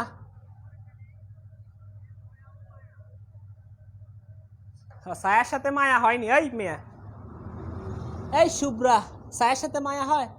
স্যার আজকে সমাজ ক্লাসটা একেবারে শেষ করে ফেলবেন স্যার। হায় হায় রে, আমার পেইড কোর্সের স্টুডেন্টগুলো একটু মানে হিংসেমি করে যে স্যার পেইড কোর্সে তো পড়াচ্ছেন, এখানে কেন সম্পূর্ণ শেষ করে দিচ্ছেন স্যার। হ্যাঁ স্যারে, এখানে এটার অর্ধেকটাই শেষ, মানে আজকে দ্বন্দ্ব সমাজটা এবং কর্মধারয় সমাজটা শেষ করে দিব স্যারে, ঠিক আছে? কর্মধারয়টা আর বাকিগুলো স্যারে সময় নিব, ওগুলো পেইড কোর্সে তোমাদের শেষ করাবো, ঠিক আছে? যাই হোক, সহচর দ্বন্দ্বটা তোমরা বুঝে গেছো। যাই হোক, সহচর দ্বন্দ্বের পরে আমরা পাচ্ছি দুটি সর্বনাম যুগ, কিন্তু কখনো কখনো দুটি সর্বনাম যুগ, দুটি সর্বনাম যুগও কিন্তু কখনো কখনো সমাস, দ্বন্দ্ব সমাস হয়। যেমন আমরা যদি বলি যা ও তা সমান সমান যাতা, ঠিক আছে? এটা যা একটা সর্বনাম, তা একটা সর্বনাম, যাতা। আমরা যদি বলি যে ও সে, যে একটা সর্বনাম, সে একটা সর্বনাম, যে এবং সে, যে সে, ঠিক আছে? আমরা আরেকটাও বলতে পারি তুমি আমি, তুমিও আমি, তুমিও আমি ইজ ইকুয়াল টু তুমি আমি,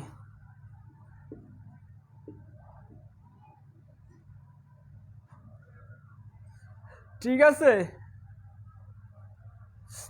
তাহলে এগুলো আমরা কি বলবো, তুমি আমি, এই যে তুমিটা একটা সর্বনাম, আমি একটা সর্বনাম, প্রনাউন আর কি, যে একটা প্রনাউন, সে একটা প্রনাউন, যা একটা প্রনাউন, তা একটা প্রনাউন, অর্থাৎ সবগুলো হচ্ছে এক একটা হচ্ছে সর্বনাম। প্রনাউনের আরেকটা নাম হচ্ছে সর্বনাম, উনি তিনি, উনি তিনি।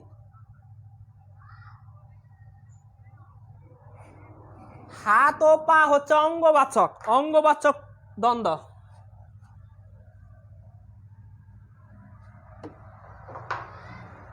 ঠিক আছে, এবার আসি দুটি ক্রিয়া যুগও কিন্তু কখনো কখনো দ্বন্দ্ব সমাস হয়। দুটি ক্রিয়া, দুটি ক্রিয়া মানে দেখা ও শোনা, সমান সমান দেখা শোনা, দেখা শোনা, ঠিক আছে? এখন একটু খেয়াল করো, এই যে দেখা হচ্ছে সি আর শোনা হচ্ছে হেয়ার, হিয়ার। তো এবার একটু খেয়াল করো যে সি এবং হিয়ার, তো এই সি অর্থ কি দেখা আর হিয়ার অর্থ কি শোনা, তো এটা একটা ভার্ব, এটা একটা ভার্ব, আর তাহলে দেখা একটা ক্রিয়া আর এই শোনা একটা কি ক্রিয়া। ইংরেজিতে এগুলোকে আমরা ভার্ব বলি আর বাংলায় এগুলোকে আমরা ক্রিয়া বলি, ঠিক আছে? ক্রিয়া, ক্রিয়া তো কাজ, সেটাই হচ্ছে ভার্ব, যেটাকে আমরা ইংলিশে বলে থাকি। তাহলে এগুলো হচ্ছে দেখা এবং শোনা, দুইটা হচ্ছে ক্রিয়াবাচক, অর্থাৎ ক্রিয়া যুগও কিন্তু দ্বন্দ্ব সমাস হয়। ঠিক, আরেকটা হচ্ছে যাওয়া এবং আসা, যাওয়া ও আসা, ঠিক আছে? তো এই যে যাওয়া একটা ভার্ব, আসা একটা ভার্ব, অর্থাৎ দুইটা ক্রিয়া ইজ ইকুয়াল টু যাওয়া আসা। আশা করি এটাও হচ্ছে কিন্তু দুইটি ক্রিয়া যুগে দ্বন্দ্ব, ঠিক আছে?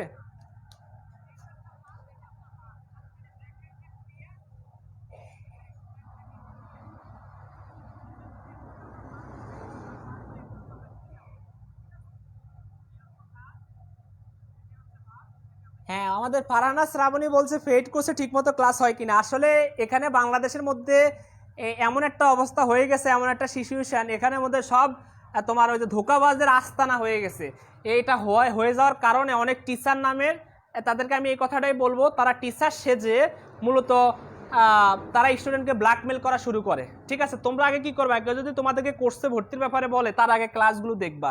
তোমাদের মনের মতো যদি হয়, যদি দেখো যে না আমরা বুঝতে পারবো, এনার কাছে পড়লে আমরা ভালো কিছু জানতে পারবো, জীবনের ভবিষ্যতে পথ যে আমরা পৌঁছাতে পারবো, তাহলে ওই টিচারের কাছে তোমরা পড়বা। এখন এমন অবস্থা হয়ে গেছে দেশের মধ্যে যে সবাই ইচ্ছে মতো কি টিচারের লগো ইউজ করে নিজের মতো করে বলে যায়, বা অনেকে স্টুডেন্ট বুঝে না, স্টুডেন্টগুলোকে ব্ল্যাকমেল করে ভর্তি করিয়ে নেয়। ঠিক আছে, সো এটা করা যাবে না, কারণ তাদের ওখানের মধ্যে 2-3 পরে ক্লাস বা 1 সপ্তাহ পরে আর ক্লাসগুলো হয় না, স্টুডেন্টগুলো এলোমেলো হয়ে যায়, বলে যে আমরা একটা ধরা খেয়েছি, ধোকা খেয়েছি। ঠিক আছে, তা আমার দ্বিতীয় বেস, যেহেতু এটা প্রথম বেসের ক্লাস প্রায় 50টিরও বেশি হয়ে গেছে, দ্বিতীয় বেসের ক্লাস এখন বর্তমানে চলতেছে। হ্যাঁ, 4টা ক্লাস হয়েছে, আরও ক্লাস হবে 3 মাসের মধ্যে, সপ্তাহে 5 দিন ক্লাস। ঠিক আছে, সব ধৈর্য যাদের তারাই একমাত্র ভর্তি হতে পারবা, আশা করি বুঝছো।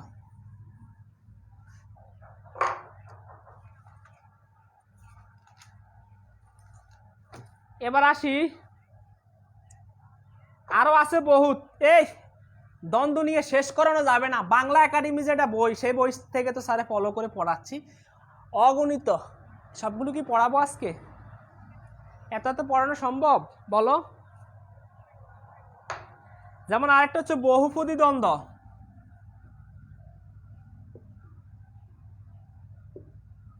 এখানে পদ সংখ্যা হবে বহু, যেমন নাক কান গলা, নাক কান ও গলা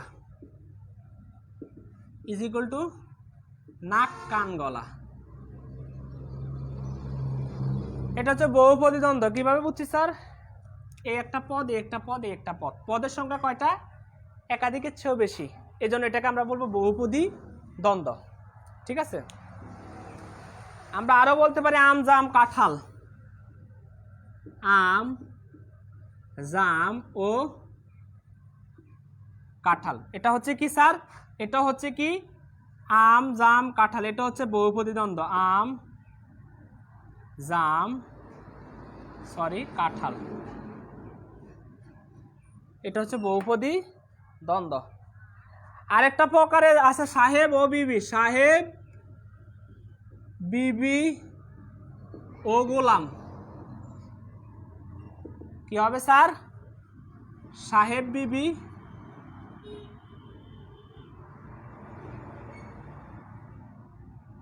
গোলাম। তাহলে এটা হচ্ছে স্যার এই একটা পদ, এই একটা পদ, এই একটা পদ, এই একটা পদ, এই একটা পদ, এই একটা পদ, এই পদটাকে আমরা বলবো বহুপদী দ্বন্দ্ব।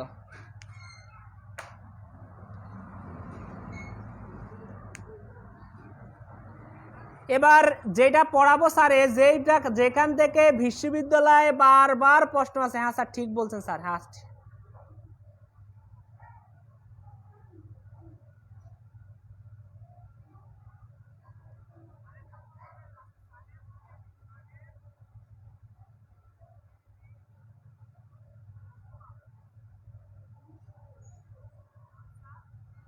আচ্ছা স্যার, এবার কমেন্ট পড়তেছি একদম বসে বসে।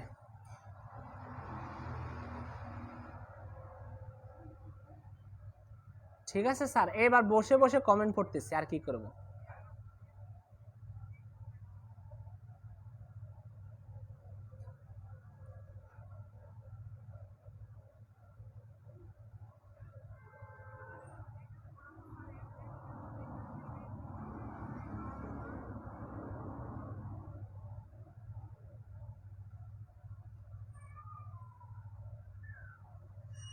হ্যাঁ আচ্ছা, তো এবার আসলে অনেকের কমেন্ট একটু বিতৃষ্ণা। একজনে বলে ধুরু মিয়া পরে যান। দেখো এ হচ্ছে তাদের আচরণ, অর্থাৎ এইভাবে আচরণ দিয়ে কখনো কারো মনে হিট করে কথা বলার মাধ্যমে তাকে দিয়ে কখনো ভবিষ্যতে চোরায় ওঠানো যাবে না।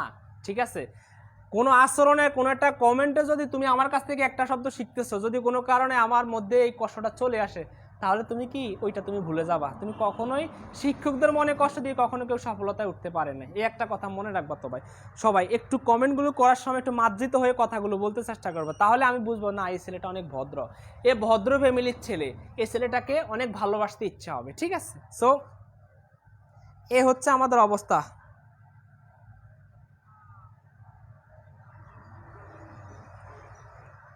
আচ্ছা ঠিক আছে, এ হচ্ছে আমাদের অবস্থা। হ্যাঁ হ্যাঁ, 3টা পদের বেশি থাকতে পারে সাকিব, 3টা পদের বেশি থাকতে পারে, ঠিক আছে। আচ্ছা, এবার যেখান থেকে বিশ্ববিদ্যালয়ে বারবার পরীক্ষাতে আসে, বিশ্ববিদ্যালয়ে ভর্তি পরীক্ষাতে আসে একটা এমন একটা দ্বন্দ্ব যার নাম হচ্ছে অলুক দ্বন্দ্ব। এইটাই বোঝানোর বিষয় হচ্ছে অলুক দ্বন্দ্ব। আয় হায় হায়, এখান থেকে বারবার বিশ্ববিদ্যালয়ে প্রশ্ন আসে। অলুক দ্বন্দ্ব থেকে বিশ্ববিদ্যালয়ে প্রশ্ন আসবে না, এটা কি হয়? এটা কখনো হয় না। এই দ্বন্দ্ব থেকে সবসময় বিশ্ববিদ্যালয়ে ভর্তি পরীক্ষাতে আসে অলুক দ্বন্দ্ব। বলবে নিচের কোনটি অলুক দ্বন্দ্ব, আবার বলবে এমন একটা উদাহরণ দিয়ে দেখবে এটি কোন দ্বন্দ্ব, অলুক দ্বন্দ্ব। ঠিক আছে, এখন এই অলুক দ্বন্দ্বকে একটু বুঝাই দিতে গেলে তোমাদেরকে স্যারে এইভাবে বইতে নাই, তো স্যারে শুধু বুঝাই দিচ্ছি, বললাম তো স্যারের যে হ্যান্ড নোটটা আছে সেখান থেকে বুঝাচ্ছি। উভয় পদে, এইটা কিন্তু বইতে কোথাও লেখা নাই, ঠিক আছে। উভয় পদের পদে অনেকগুলো বইতে আবার আছে, উভয় পদে একই বিভক্তি থাকবে, একই বিভক্তি থাকবে, এইটাই বুঝলে হবে, আর দরকার নেই। এখন অনেকে বলবে স্যার আবার বিভক্তি কি? যেমন জলে স্থলে, জলে স্থলে, এটাকে আমরা যদি করতে যাই, এটা আসলো তোমাদের পরীক্ষাতে প্রদত্ত শব্দ, এটাকে ভেষ বাক্য করব। এখন এটা ভেষ বাক্য হচ্ছে, দেখো জলে প্রথম পদ, এই প্রথম পদ, এই হচ্ছে পরের পদ। প্রথম পদে দেখো জলে, এখানে লের মধ্যে কিন্তু এ বিভক্তি রয়েছে, এ জলে এ আছে, আবার স্থলে এ আছে। দেখো উভয় পদে বিভক্তি কিন্তু একটা, তাহলে উভয় পদে একই বিভক্তি থাকবে, সেটা হচ্ছে অলুক দ্বন্দ্ব। যেমন জলে ও স্থলে, জলে ও স্থলে ইজ ইকুয়াল টু, সেটার নাম কি? অলুক দ্বন্দ্ব। ঠিক আছে, জলে ও স্থলে, জলে ও স্থলে, তাহলে কি আছে? এ বিভক্তি, প্রত্যেকটা পদেও এ বিভক্তি রয়েছে। তাহলে এইটা দেখো, এবং যেমন দেশে ও বিদেশে, দেশে বিদেশে,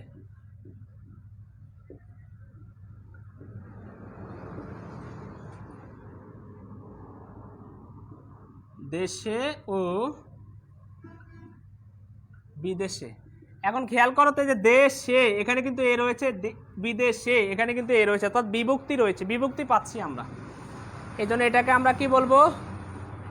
দেশ এ বিদেশে, তার মানে এ আছে, এই জন্য এটার নাম হচ্ছে অলুক দ্বন্দ্ব। ঠিক আছে, অর্থাৎ যেইখানের মধ্যে আমরা পূর্ব পদ এবং পরপদের শেষে একটা বিভক্তি পাবো, সেটার নামে হয়ে যাবে অলুক দ্বন্দ্ব। ঠিক আছে,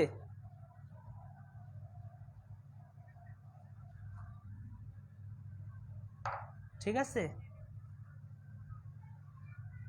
আচ্ছা, আম খাও, আম খেয়ে নাও। হ্যাঁ, যারা যারা আম খাচ্ছ আমগুলো খেয়ে নাও, সময় কম, আম খেয়ে নাও। যারা যারা আম খাচ্ছ আমগুলো খেয়ে নাও। যেমন কিছু কিছু দ্বন্দ্ব, যেমন দুধে ভাতে, তো এই দেখো দুধে এবং ভাতে,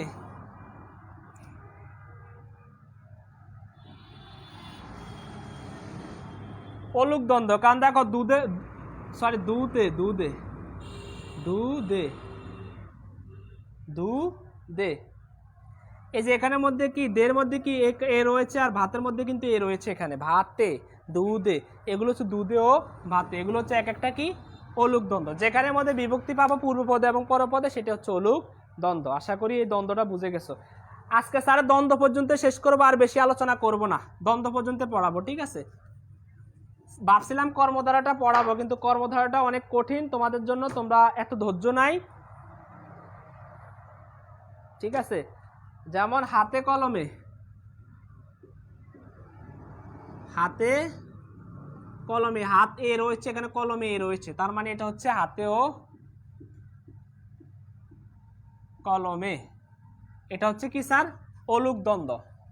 ঠিক একই সাথে আদায় কাঁচকলা,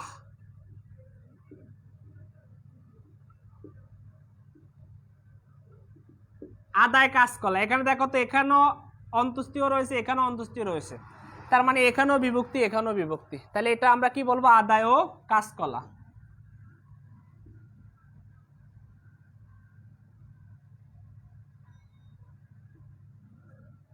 আদায় ও কাঁচকলা, এখানে কাঁচকলার উপরে আমাদের একটা চন্দ্রবিন্দু হবে।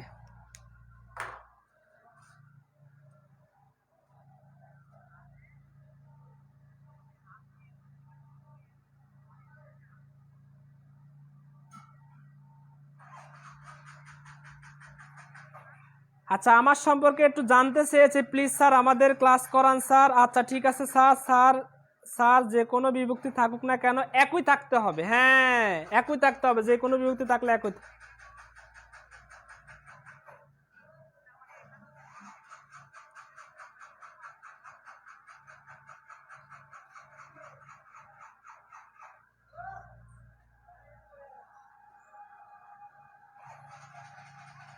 আরে এই বিভক্তি বিভক্তি তো এরা বুঝে না, এদেরকে বিভক্তিও বোঝানো যায় না। তবে মাথায় রাখতে হবে উভয় পদে সেম বিভক্তি হবে, উভয় পদে একই। এই দেখো উভয় পদে কিন্তু একই বিভক্তি হবে। যেমন তোমরা বলতেছো স্যার রাজপথ, রাজার পথ, সেখানে রাজার, এখানে র, আর পথের পরে আর কোনো বিভক্তি নাই। এই যে রাজার র, এখানে র হচ্ছে ষষ্ঠী তৎপুরুষ। তো এখানে খেয়াল করো, আর ওটার সাথে এটা তো আমি মিলাচ্ছি না, আমি বলছি উভয় পদে একই সাথে একই বিভক্তি থাকবে। এখানে যে বিভক্তি এখানে একই বিভক্তি থাকবে, ঠিক আছে। তো যাই হোক, আর আমার পরিচয় জানতে চাইছে, আমি আর আলোচনা করব না তোমাদের সাথে, কারণ আর আলোচনা করতে গেলে আজকে রাত হয়ে যাবে। সো আজকে রাত আর করাইতে যাচ্ছি না, অনেক সময় নিয়ে নিয়েছি তোমাদের সাথে। আর প্রি ক্লাস কেউ কখনোই 45 মিনিটের বেশি করায় না, একমাত্র আমি আমার কোর্সের মধ্যে 1 ঘন্টা প্লাস করাই ক্লাস, 1 ঘন্টা 30 মিনিট ক্লাস করাই। তো আমার সম্পর্কে একটু তোমাদেরকে বলে দিচ্ছি। আমার নাম হচ্ছে ফারুক হোসেন অভি। আমি প্রভাষক হিসেবে কর্মরত রয়েছি বেলসো কলেজ, সেখানে আইসিটিতে, সেটা চাঁদপুর জেলায় অবস্থিত। আইসিটি প্রভাষক হিসেবে কর্মরত, এবং একই সাথে স্যারে মাস্টার্স শেষ করেছি ইংলিশ বিভাগ থেকে ইংরেজিতে, এবং বাংলাদেশে একটা স্বনামধন্য ফোকাস কোচিং সেন্টারে ইংলিশের লেকচারার হিসাবে রয়েছি, এবং একাধারে নিজের একটা কি রয়েছে কোচিং সেন্টার রয়েছে এপএস ইংলিশ লার্নিং হোম নামে, যেটা আমার ইউটিউব চ্যানেলের নাম। সেই কোচিং সেন্টারে ইংলিশের প্রভাষক হিসাবে রয়েছি, অর্থাৎ এখানেও বিশ্ববিদ্যালয়ে ভর্তি পরীক্ষার্থীদের জন্য আমরা এই কোচিংগুলো এবং প্রাইমারির জন্য আমরা এগুলো নিয়ে থাকি, ঠিক আছে। তো স্যার এর বেশি আর পরিচয় দেওয়া আশা করি আর লাগবে না ইনশাল্লাহ। একাধারে স্যারে একটা হাই স্কুলের মধ্যে সহকারী শিক্ষক হিসেবে খণ্ডকালীন কর্মরত রয়েছে ইংলিশের উপরে, ঠিক আছে। এইটা হচ্ছে স্যারের একদম পরিচয়। আর স্যারের হোম টাউন হচ্ছে চাঁদপুর। স্যার চাঁদপুর থেকে কথা বলতেছি তোমাদের সাথে। স্যারে বর্তমানে চাঁদপুরে রয়েছি ইনশাল্লাহ। আর আমার সম্পর্কে আর তেমন কিছু তোমাদের জানার প্রয়োজন আমি মনে করি না। আর বিস্তারিত তো আমার সম্পর্কে দেওয়া আছে, ইনশাল্লাহ দেখে নিতে পারবা, ঠিক আছে।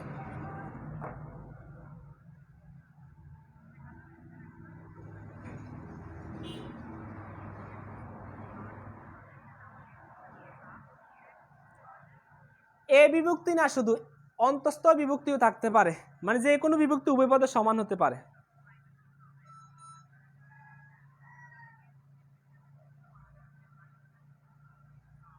স্যার আপনি অনেক ভালো স্যার, লিঙ্ক দিন ইউটিউবের। আচ্ছা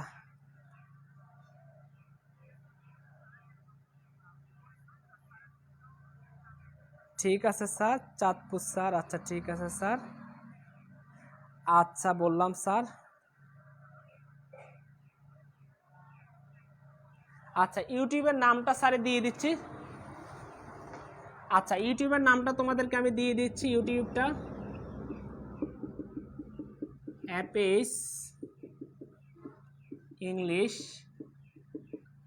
লার্নিং হোম, ঠিক আছে। অ্যাপেস ইংলিশ লার্নিং হোম নামে আমি এটা তোমাদেরকে দিয়ে দিলাম। এখান থেকে তোমরা এই আজকের ক্লাসটাও দেখে নিতে পারো, বাকি ক্লাসগুলো দেখে নিতে পারবা, ঠিক আছে। আর একটা কথা বলি, ক্লাসটা কেমন লাগলো একটু কমেন্ট করো তো, শুনি। আমি আগে দেখতে চাই, জানতে চাই আজকে ক্লাসটা মনোযোগ দিয়ে শুনছো, ক্লাসটা বুঝছো কে কে, একটু মনোযোগ দিয়ে একটু কষ্ট করে কমেন্টটা করো।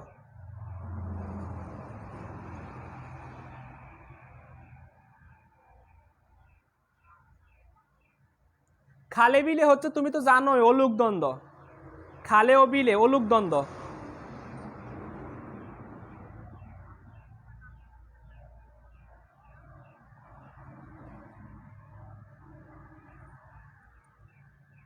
রেগুলার ক্লাসগুলো ফেড করতে হবে, তোমাদেরকে ফেড কোর্স সম্পর্কে একটু ধারণা দিয়ে দিচ্ছি স্যারে। ফেড কোর্সটা হচ্ছে আমাদের একদম 4টা সাবজেক্টের, যারা পরে আসছো একটু জেনে নাও। হ্যাঁ, চ্যানেলটার নাম লিখে দিয়েছি, একটু কষ্ট করে জেনে নাও।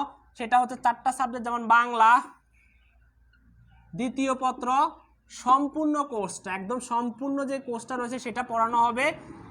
ইংরেজি দ্বিতীয় পত্র, ইংরেজি প্রথম পত্র, ইংরেজি দ্বিতীয় পত্র সম্পূর্ণ কোর্সটা, এবং যেটা থাকে তার নাম হচ্ছে আইসিটি। এই 4টা সাবজেক্ট সম্পূর্ণ এইভাবে যেভাবে পড়ানো হচ্ছে ঠিক সেইভাবে হোয়াইট বোর্ডের সামনে ক্লাসগুলো নেওয়া হবে, সম্পূর্ণ পড়ানো হবে। হ্যাঁ, ক্লাস অলরেডি শুরু হয়ে গেছে, 4টা ক্লাস হয়েছে, আগামীকালকে আবার ক্লাস আছে ওখানে পেইড কোর্সে। তো আমাদের টোটাল 100টিরও অধিক ক্লাস, 100+ ক্লাস। ঠিক আছে, ক্লাস হবে কয়টা? 100-100-র উপরে ক্লাস সংখ্যা হবে, ক্লাসের সংখ্যা। একটা ক্লাস 1 ঘন্টা 30 মিনিট করে হবে। ক্লাসগুলো হবে সপ্তাহে 5 দিন। ঠিক আছে, সপ্তাহে 2 দিন পরীক্ষা।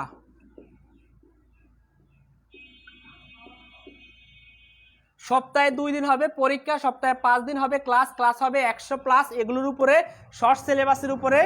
এবং একাডারে তোমাদের পরীক্ষা হবে এটার উপরে। ক্লাসগুলো হবে ফেসবুক লাইভে, সরাসরি নয়, ফেসবুক লাইভে, সিক্রেট গ্রুপে, সিক্রেট গ্রুপে। ঠিক আছে, ক্লাসগুলো হবে সিক্রেট গ্রুপে, ফেসবুক লাইভে, সব কিছু হবে। আমাদের অলরেডি 4টা ক্লাস হয়ে গেছে, আগামীকালকে ক্লাস আছে। যারা ভর্তি হতে চাও আজকে কনফার্ম করে দিবা, আমাকে মেসেজ করবা অথবা আমার এই নাম্বারে তোমরা যোগাযোগ করবা। তোমরা কষ্ট করে আমার এই নাম্বারে যোগাযোগ করলে হবে, আমি তোমাদেরকে অ্যাড করে নিব। ফোন করবা যদি কিছু না বুঝো, অথবা আমি যে আইডি থেকে এখন লাইভ ক্লাসটা নিচ্ছি এই আইডিতে কষ্ট করে একটা মেসেজ করে দিবা যে স্যার আমি ভর্তি হতে চাই। সেই ক্ষেত্রে আমাদের এত এত সুযোগ সুবিধার মাঝখানে এগুলো বিশ্ববিদ্যালয়ে ভর্তি পরীক্ষার জন্য আলোচনা করা হবে, এবং তোমাদের পরীক্ষায় পাশের জন্য, অর্থাৎ তোমাকে কিভাবে A+ পেতে হবে, ভালো রেজাল্ট করতে হবে, এই শর্ট সিলেবাসের উপরে বিস্তারিত 2021-22 শিক্ষার্থীদের জন্য, 2021 এবং 2022 সালের শিক্ষার্থীদের জন্য এই কোর্সটা ইনশাল্লাহ তারা বেশি বেনিফিটেড হবে। এবং একাধারে আমাদের কোর্স ফি হচ্ছে 600 টাকা। এই সুযোগটা আর পাবা না। এই কোর্সে এই 600 টাকা দিয়ে 4টা সাবজেক্ট সম্পূর্ণ করার প্রক্রিয়ার কোথাও পাবা না।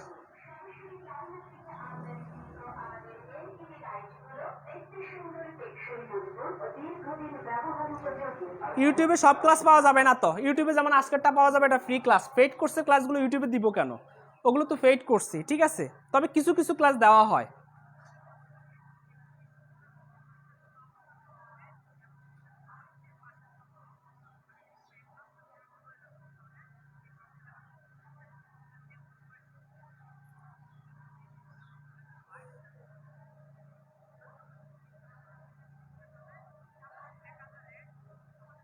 আচ্ছা ঠিক আছে, লাইলা কানিস ফাতেমা, খুব ভালো লাগছে আজকের ক্লাসটা, মাশাআল্লাহ খুব ভালো লাগছে স্যার।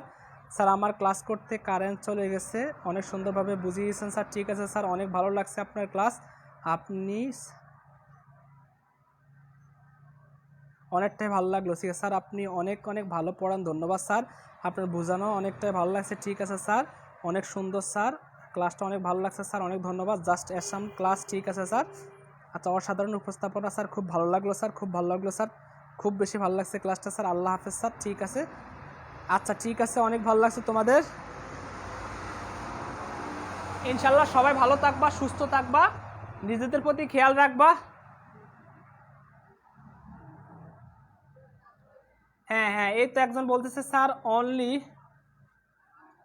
600 টাকা, এত বড় সুযোগ। এই জন্য তো বাঙালিকে বললাম না স্যারে, বাঙালিকে কি বলি, এইটাতে অনেকে বিশ্বস্ত হয় না। অনেকে বলে যে স্যার 600 টাকায় এই 4টা সাবজেক্ট শেষ করবে, নিশ্চয়ই এখানে ফেক কিছু রয়েছে।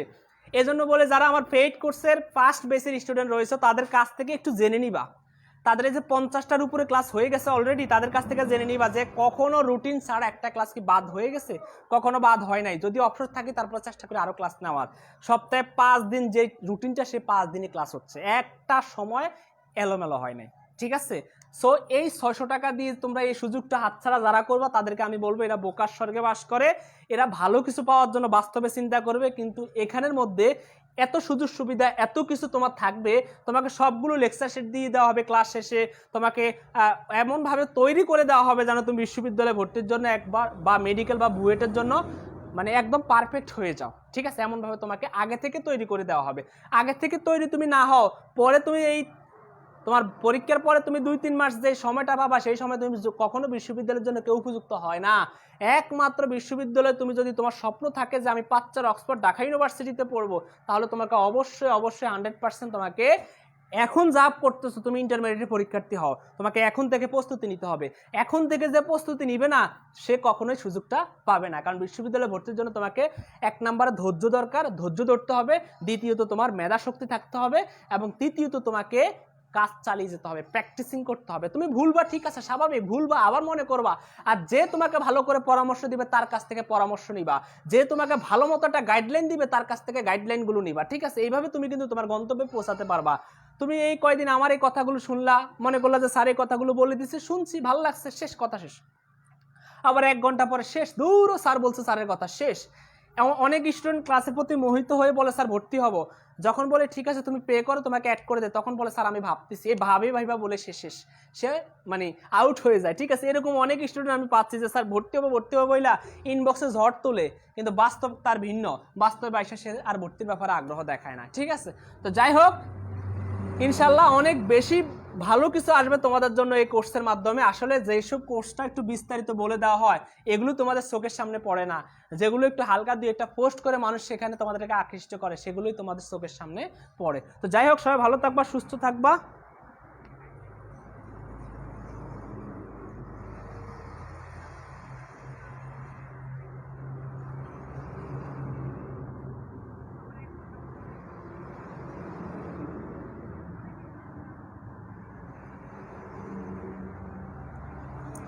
স্যার আমার ক্লাস করতে, আচ্ছা ঠিক আছে, বুঝছি।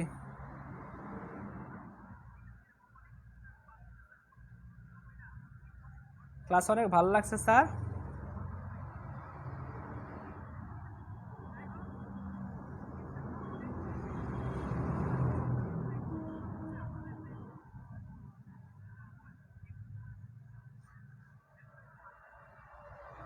ঠিক আছে, আমি তোমাদের কথাগুলো দেখলাম, ছুটি দেন স্যার, ঠিক আছে। সবাই ভালো থাকবা, সুস্থ থাকবা, নিজেদের প্রতি অবশ্যই খেয়াল রাখবা, ঠিক আছে। কেউ ভর্তি হতে চাইলে ইনশাল্লাহ এই নাম্বারে যোগাযোগ করবা অথবা আমার আইডিতে নক করবা। আল্লাহ হাফেজ, আসসালামু আলাইকুম ওয়া রাহমাতুল্লাহ, আল্লাহ হাফেজ।